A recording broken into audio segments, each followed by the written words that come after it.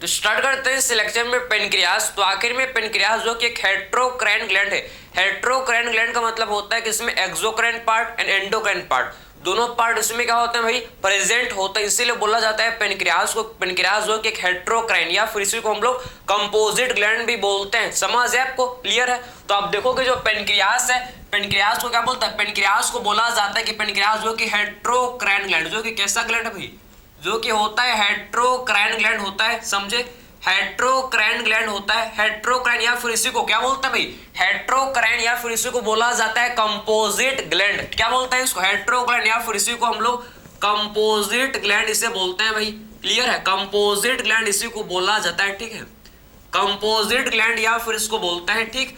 तो आखिर में इसमें exocrine part and endocrine part दोनों पार्ट इसमें हम लोग का प्रेजेंट होता है, ठीक है। तो पेनक्रियास में आप समझो कि इसमें क्या होता है, इसमें एक्सोक्राइन पार्ट, इसमें आपको समझना है भाई, इसमें आपको क्या समझना है कि इसमें हम लोग के एक्सोक्राइन पार्ट एंड इसमें एंडोक्राइन पार्ट दोनों पार्ट क्या होते हैं भैया, इसमें प्रेजेंट होते हैं, ठीक है।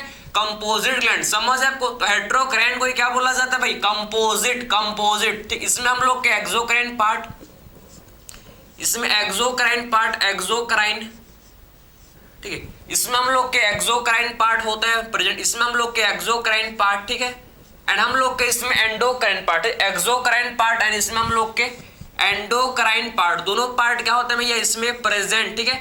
एंडोक्राइन पार्ट हम लोग के इसमें क्या होते हैं, प्रेजेंट होते हैं, ठीक है, बात समझे।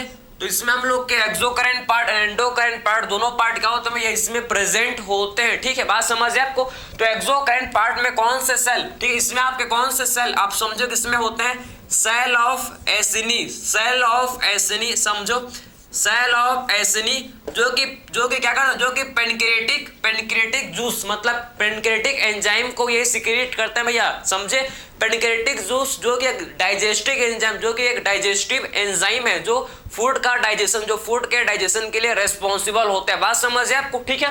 तो आपने क्या समझा, आपने ये समझा कि जो एक्सोक्राइन पार्ट हम लोग का कितना होता है भैया, 99%। आप समझ लो कि जो exocrine part and exocrine part है हम लोग का 99% जो कि है एक्सोक्राइन पार्ट होता है भैया, 99%। कौन सा पार्ट होता है, एक्सोक्राइन पार्ट ओनली। सिर्फ हम लोग का 1%, सिर्फ 1 ही परसेंट जो कि क्या होता है भैया, एंडोक्राइन पार्ट में आता है। बाकी आपका सारा का सारा पार्ट क्या होता है, एक्सोक्राइन पार्ट है, समझे ना।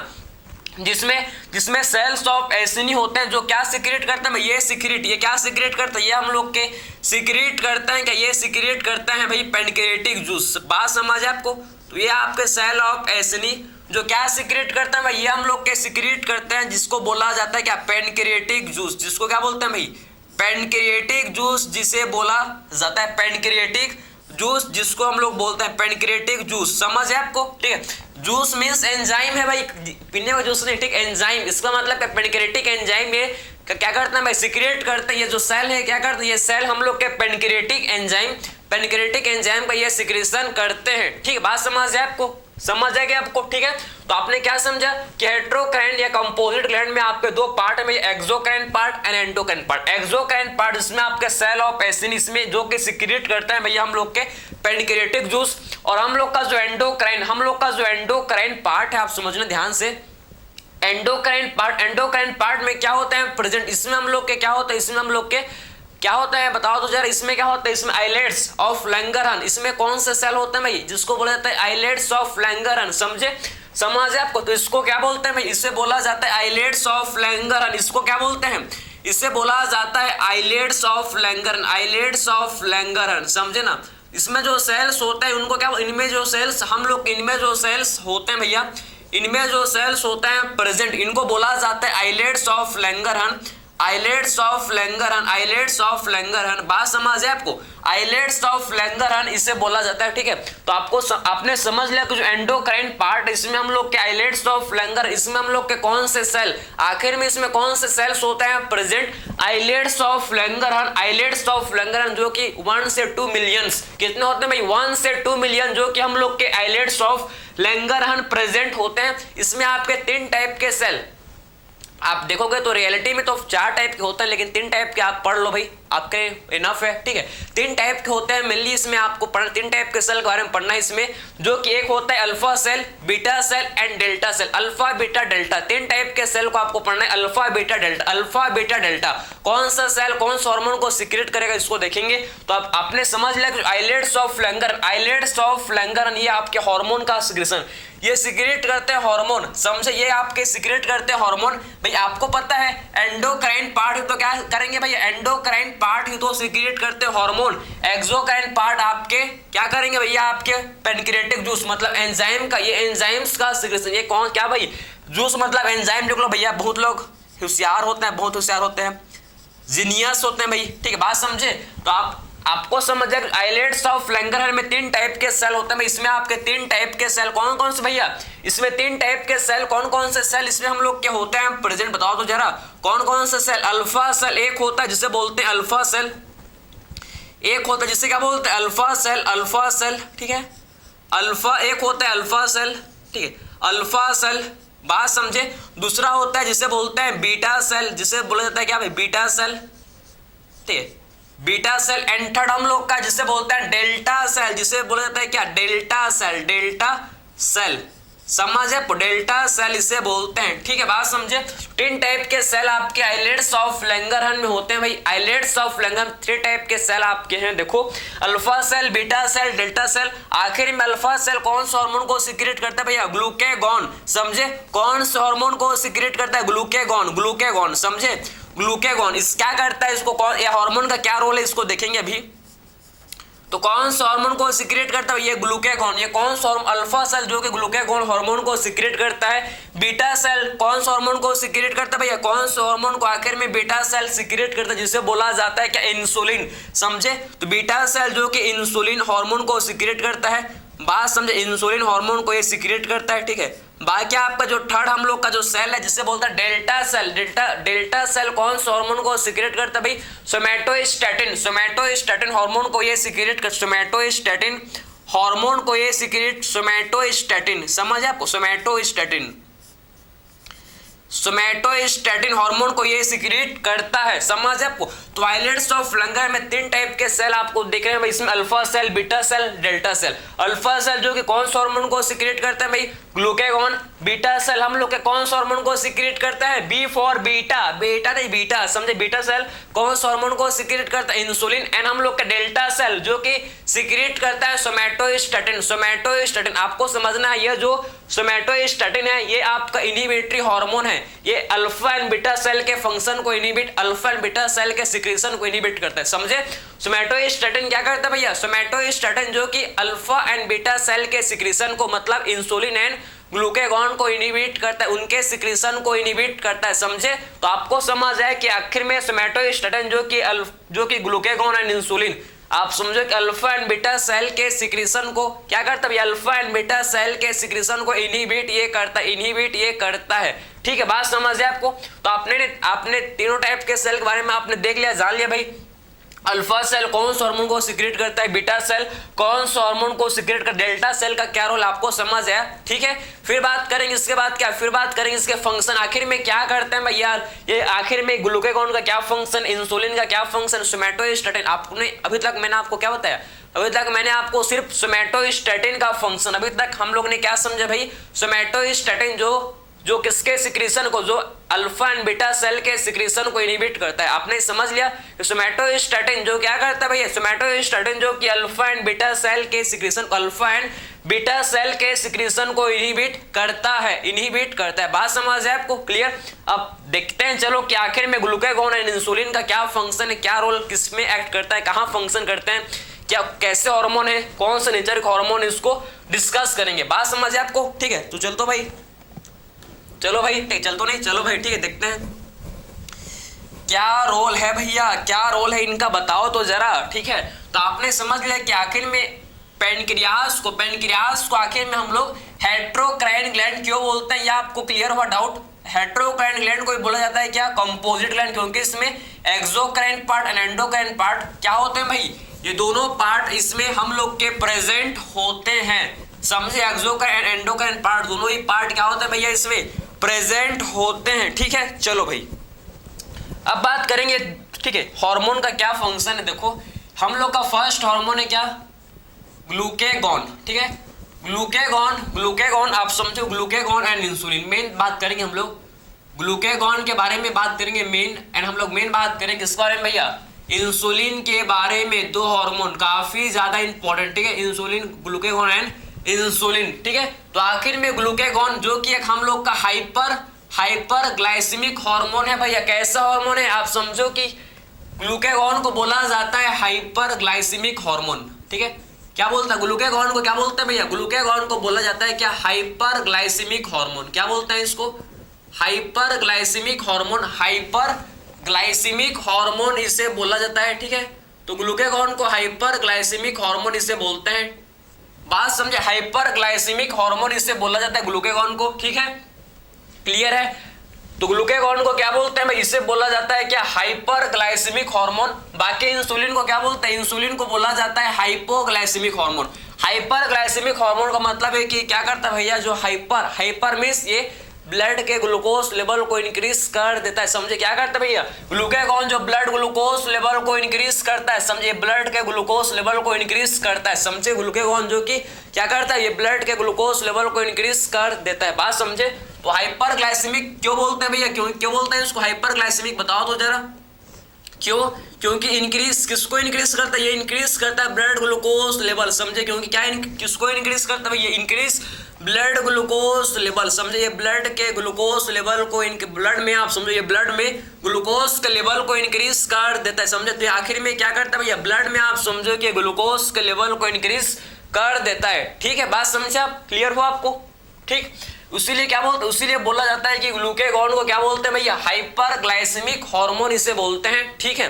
फिर बात करेंगे इंसुलिन के बारे में। तो इंसुलिन को क्या बोलते हैं, इंसुलिन को बोला जाता है हाइपोग्लाइसेमिक हार्मोन, इसे बोलते हैं भैया हाइपो मतलब कम, हाइपर मतलब ज्यादा, हाइपो मतलब कम, हाइपर मींस ज्यादा, ठीक है। हाइपोग्लाइसेमिक हार्मोन इसे बोला जाता है हाइपर ग्लाइसेमिक हार्मोन।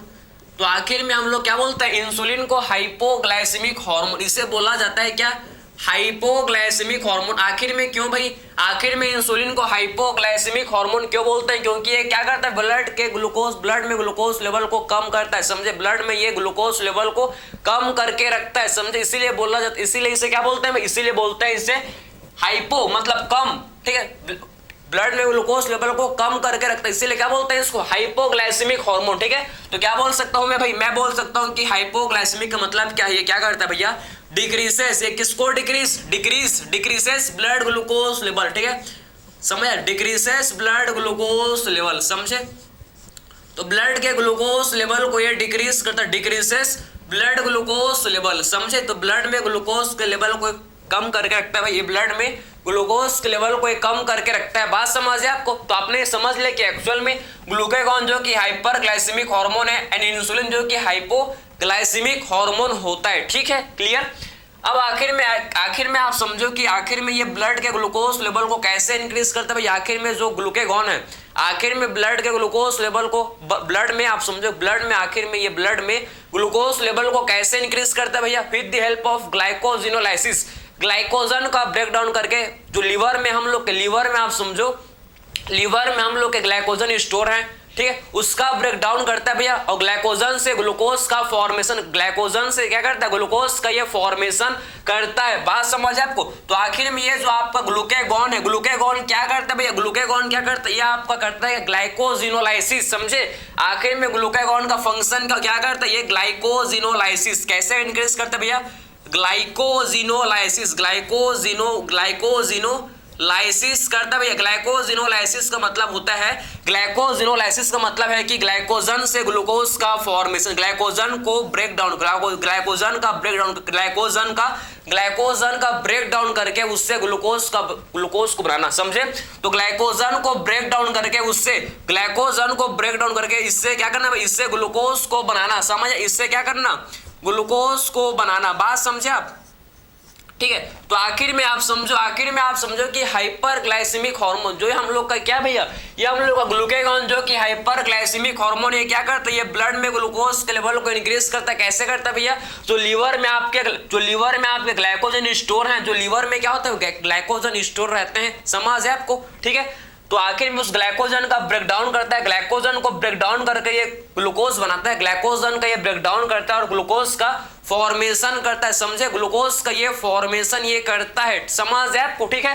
तो आपने समझ लिया कि आखिर में ये हार्मोन, ये जो हम लोग का ग्लूकागॉन है भाई, ये हम लोग का कैसा हार्मोन है, हाइपर ग्लाइसेमिक हार्मोन। कैसा हार्मोन है भैया, ये हाइपर ग्लाइसेमिक हार्मोन होता है, ठीक है, बात समझे आप, ये आपको समझ आना चाहिए, ठीक है। हाइपर ग्लाइसेमिक हार्मोन ये होना चाहिए, हाइपर ग्लाइसेमिक हार्मोन होना चाहिए, बात समझे आप, क्लियर है। तो ये आपको चीज समझ आनी चाहिए, ठीक है, एक्चुअल में कैसे ये ब्लड में ग्लूकोज लेवल को इंक्रीज कर रहा है भैया, आपको समझना चाहिए, ठीक है। और कैसे करता है भाई, और ये देखो, और ये फैट से या आपके प्रोटीन से, ये आपके फैट प्रोटीन से क्या करता है भैया, फैट प्रोटीन से भी ग्लूकोज को बनाता है, ये फैट या प्रोटीन से भी क्या करता है भैया, ग्लूकोज का सिंथेसिस करता है, ग्लूकोज का सिंथेसिस करता है, समझे, फैट से प्रोटीन से भी ग्लूकोज को बनाता है, इसे बोलते हैं क्या, इसे बोला जाता है भैया ग्लूकोनियोजेनेसिस, समझे।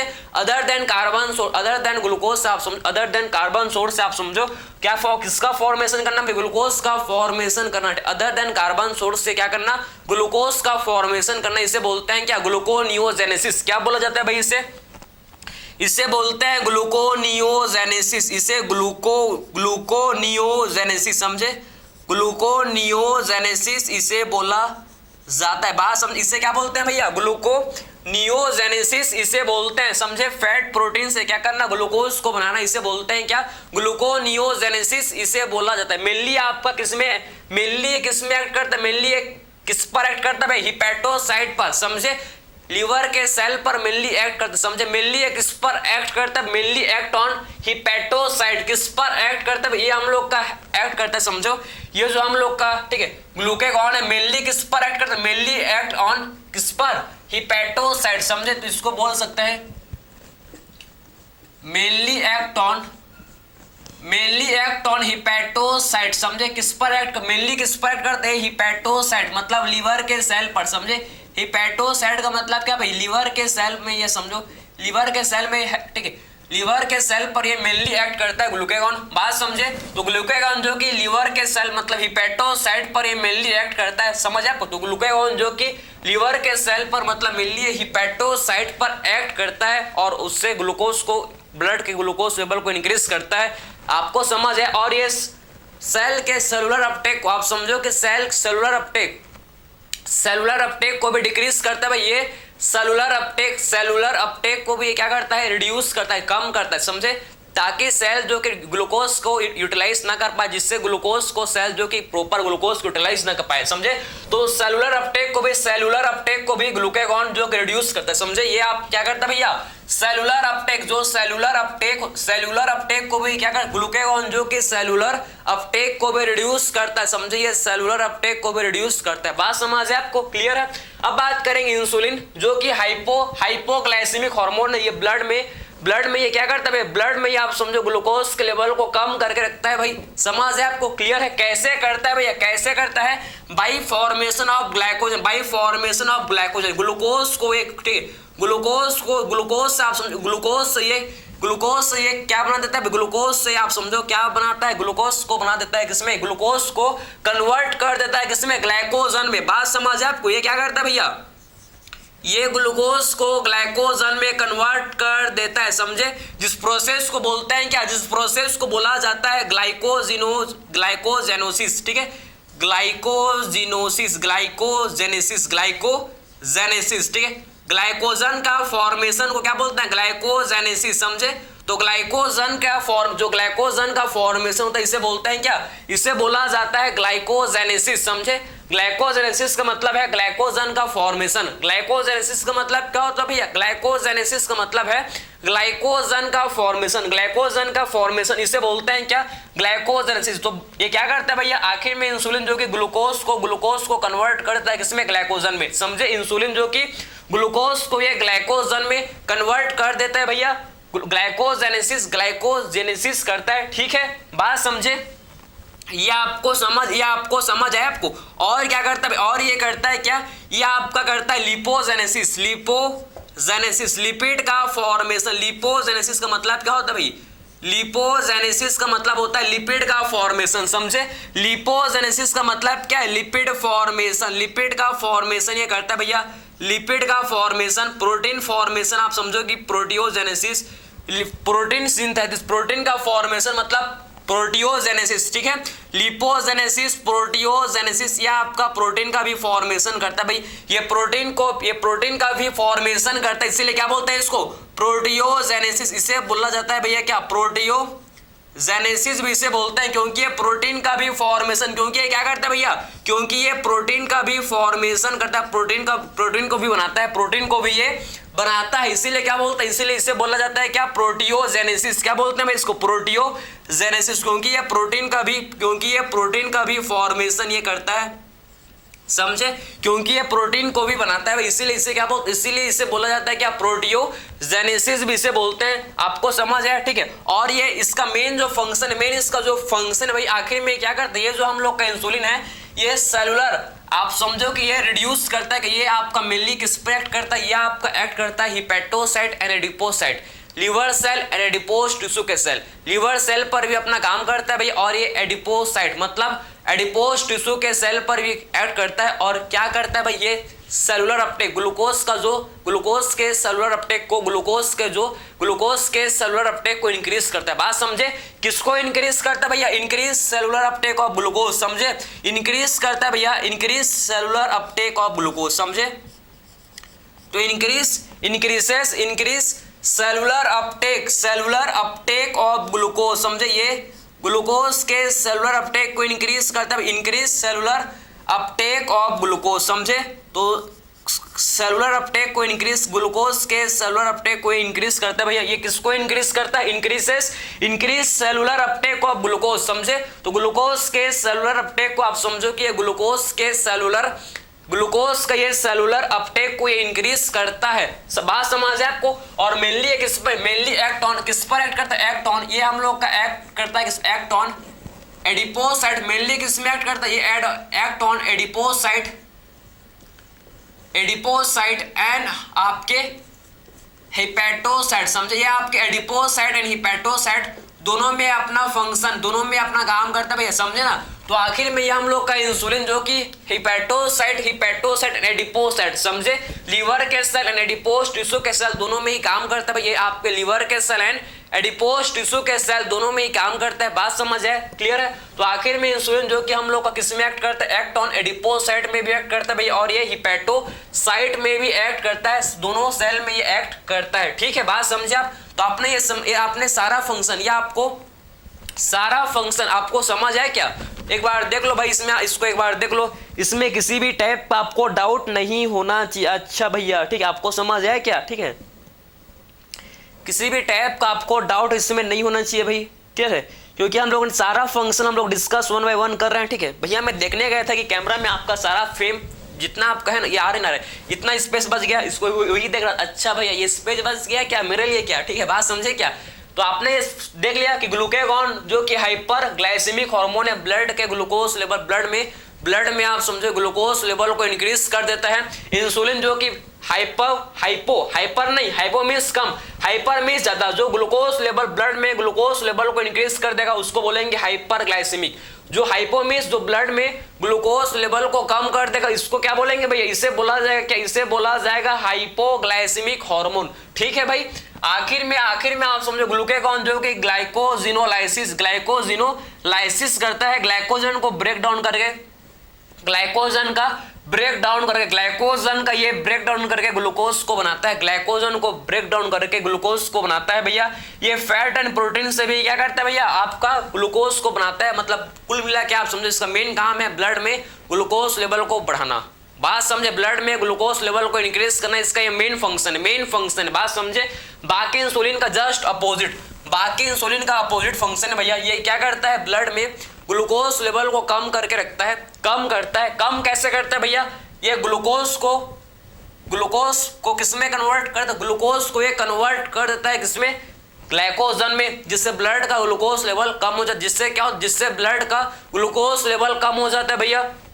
लिपोजेनेसिस, ये हम लोग का लिपोजेनेसिस मतलब ये लिपिड का फॉर्मेशन, प्रोटियोजेनेसिस मतलब प्रोटीन का फॉर्मेशन, और ये सेलुलर ग्लूकोज के सेलुलर अपटेक को भी इंक्रीज कर देता है। समझे, ये ग्लूकोज के सेलुलर अपटेक को भी इंक्रीज कर देता है। बात समझ है आपको, ठीक है। अगर मान लो अगर ब्लड में ग्लूकोज लेवल हाई है, ठीक है, तो कौन सा सेल कौन सा हार्मोन को अगर ब्लड में ग्लूकोज, आप समझो ना, आपसे क्वेश्चन अगर मैं पूछ लूं, अगर आपसे मैं क्वेश्चन पूछ लूं भैया, आपका पूरा कॉन्सेप्चुअल है देखना, ठीक है, ये तो आपने समझ लिया, ठीक है। अब मान लो भाई कि ब्लड में अगर ब्लड में आप समझना कि ग्लूकोज लेवल ब्लड में आप समझो कि अगर ब्लड का ग्लूकोज लेवल हाई है, अगर ब्लड का ग्लूकोज लेवल हाई है तो कौन सा हार्मोन सीक्रेट होगा भाई, आप समझना कि अगर ब्लड का बात करें, ब्लड का अगर ग्लूकोज लेवल हाई, अगर ब्लड में आप समझो क्या है भैया, ब्लड में अगर आप समझो कि ग्लूकोज का लेवल हाई है, ठीक है, ब्लड में अगर ग्लूकोज लेवल हाई है, ठीक है, ग्लूकोज लेवल हाई है तो इससे क्या होगा भैया, अगर ब्लड में ग्लूकोज लेवल हाई है तो इससे आपको क्या होगा, आप बताओ तो क्या होगा भाई, जो आपके पेनक्रियास के जो कौन से सेल भाई, पेनक्रियास के जो हम लोग के बीटा सेल है, पेनक्रियास में जो हम लोग के कौन से सेल, बीटा सेल क्या सीक्रेट करेंगे, बीटा सेल सीक्रेट करेंगे क्या, ये सीक्रेट करेंगे क्या भैया, इंसुलिन। समझे, क्या सीक्रेट करेगा भाई, ये सीक्रेट करेगा इंसुलिन, ये सीक्रेट करेगा इंसुलिन। और इंसुलिन जो कि ब्लड ग्लूकोज जो ब्लड में आप समझो जो ग्लूकोज लेवल हाई है उसको रिड्यूस करेगा। समझे, इंसुलिन क्या करेगा भैया, insulin reduces blood glucose level. समझे, ये रिड्यूस कर देगा ब्लड ग्लूकोज लेवल को। समझे, इंसुलिन क्या करेगा भैया, ब्लड ग्लूकोज लेवल को ये रिड्यूस कर देगा। समझे, रिड्यूस ब्लड ग्लूकोज लेवल। बात समझ है आपको, ब्लड ग्लूकोज लेवल, बात समझे। तो आपने ये समझ, अगर ब्लड में ग्लूकोज लेवल इंक्रीज हो गया, अगर ब्लड में ग्लूकोज लेवल बढ़ गया तो आखिर में ये पेनक्रियास में जो बीटा सेल आपके सीक्रेट करेंगे इंसुलिन, और इंसुलिन क्या करेगा, ब्लड के ग्लूकोज लेवल को रिड्यूस कर देगा।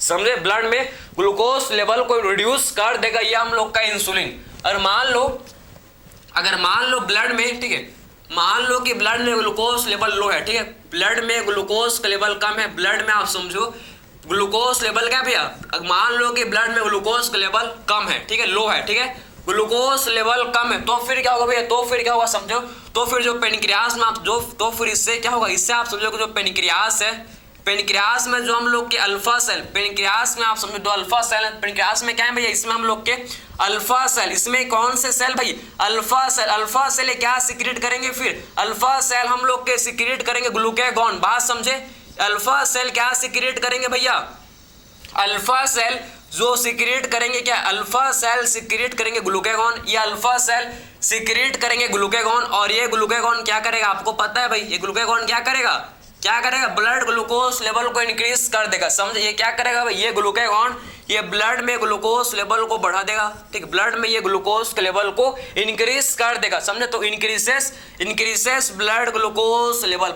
समझे, क्या इंक्रीज कर देगा, ये इंक्रीज कर देगा क्या, ब्लड ग्लूकोज लेवल को। समझे, तो आखिर में ग्लूकेगॉन जो ब्लड ग्लूकोज लेवल को इंक्रीज कर देगा। समझ है आपको, तो ये आपने समझ लिया भैया, आपने समझ लिया कि एक्चुअल में जब ब्लड में ग्लूकोज लेवल हाई होगा तो फिर क्या होगा भैया, और कौन से सेल आपके काम करेंगे, कौन से सेल आपके एक्ट करेंगे, कौन से सेल आपके काम करेंगे। समझे, और जब ब्लड में ग्लूकोज लेवल कम होगा तो आपके कौन से सेल काम करेंगे, ये आपको समझ आया क्या, ये आपको समझ आया क्या, आई होप आपको ये समझ आया होगा। जब ग्लूकोज लेवल जब हाई होता है तो फिर क्या होगा भैया, और ग्लूकोज लेवल जब कम होगा तो फिर क्या होगा, ये आपको समझ है, ठीक है भाई, आपको समझ आनी चाहिए, ठीक है। अब इसके डिसऑर्डर, इसमें डायबिटीज मेलाइटस एक डिसऑर्डर है जो कि आपके होता है रिलेटेड, इंसुलिन के रिलेटेड है, ठीक है, जिसे बोलते हैं डायबिटीज मेलाइटस। डायबिटीज मेलाइटस क्यों होता है, ड्यू टू प्रोलॉन्ग्ड हाइपरग्लाइसीमिया। जब लंबे समय तक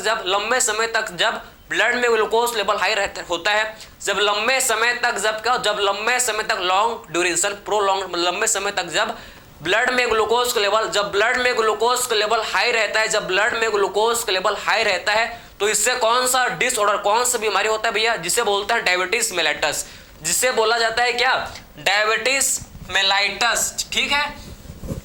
तो आखिर में ये डायबिटीज मेलाइटस क्या है भैया, डायबिटीज मेलाइटस क्या होता है इसको देखेंगे भाई, चलो। तो आखिर में ये डायबिटीज मेलाइटस क्या है भाई, डायबिटीज मेलाइटस, इसको जरा गौर करेंगे, ठीक है, बात समझे। तो डायबिटीज मेलाइटस आप समझना कि डायबिटीज मेलाइटस, ठीक है, डायबिटीज मेलाइटस। तो आप समझो जो डायबिटीज मेलाइटस है, डायबिटीज मेलाइटस, ये डायबिटीज मेलाइटस आपका क्यों होता है? Due to prolonged hyperglycaemia. Prolonged hyperglycaemia means लंबे समय तक जब ब्लड में ग्लूकोज का लेवल हाई रहता है तो होता है क्या? Diabetes mellitus. क्यों होता है भैया? ये होता है ड्यू टू प्रोलॉन्ग्ड हाइपरग्लाइसीमिया, ठीक है, ड्यू टू प्रोलॉन्ग्ड हाइपरग्लाइसीमिया। बात समझे, प्रोलॉन्ग्ड हाइपरग्लाइसीमिया, ठीक है, हाइपरग्लाइसीमिया, ठीक है, प्रोलॉन्ग्ड हाइपरग्लाइसीमिया की वजह से क्या होता है भैया? प्रोलॉन्ग्ड हाइपरग्लाइसीमिया की वजह से क्या होता है? Mellitus mellitus. क्या होता है भैया इससे? Diabetes mellitus. Diabetes mellitus 2 type के होते हैं भैया, type 1 and type 2। Diabetes mellitus 2 type के होते हैं, एक होता है क्या? टाइप 1 डायबिटीज मेलाइटस और दूसरा होता है टाइप 2 डायबिटीज मेलाइटस, ठीक है, टाइप 1 डायबिटीज मेलाइटस और दूसरा होता है जिसे बोलते हैं क्या?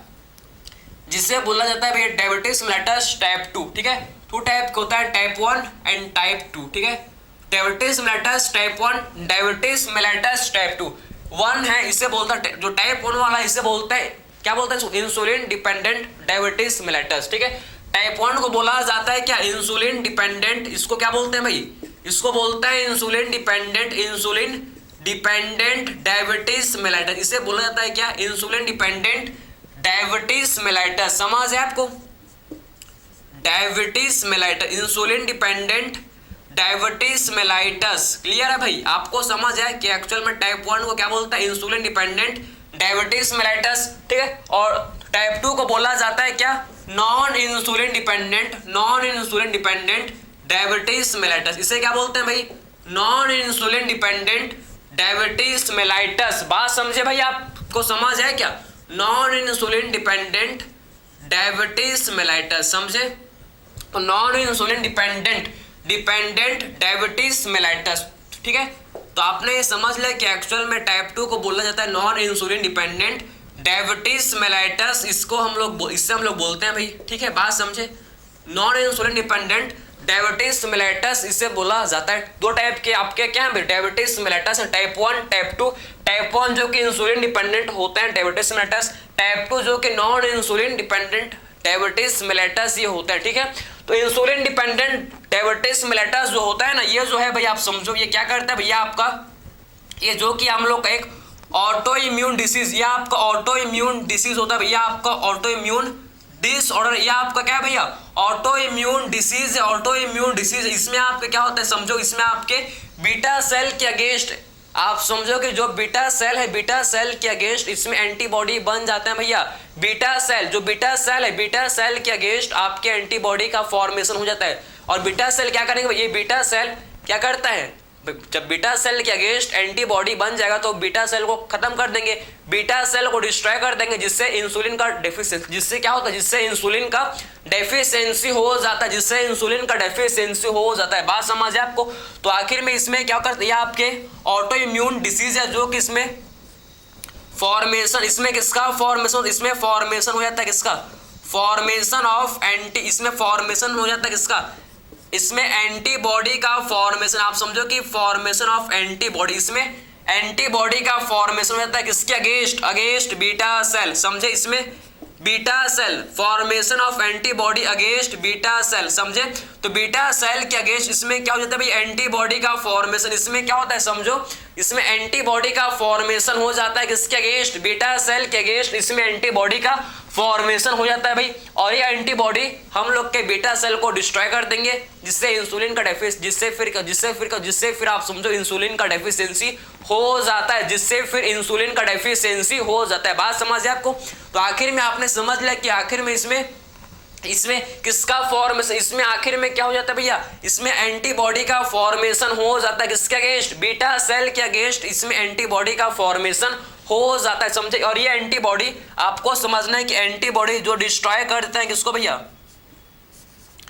एंटीबॉडी डिस्ट्रॉय करते हैं किसको? बीटा सेल को, समझे?